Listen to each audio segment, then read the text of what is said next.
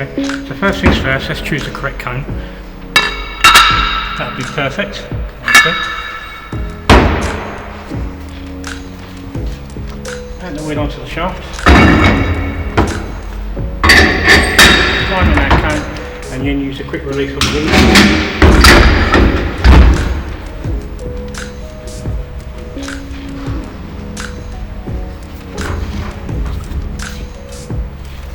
Give it a little spin, just make sure it's sitting on the shaft properly.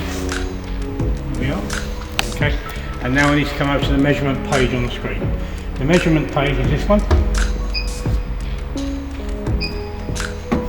And now I use the measuring arm here. I'll just place that just on the inside of that lip.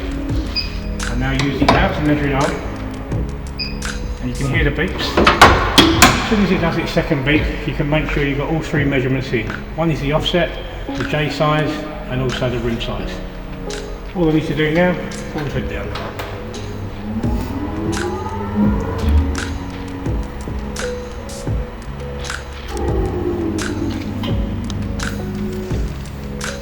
As you can now see, it's asking for weight, so all I do is move the wheel around until I've got the green, and then I apply 5 grams on the outside, and then I apply 5 grams on the inside. The laser placement, it's asking exactly where the weights need to be, and as I bring the wheel around,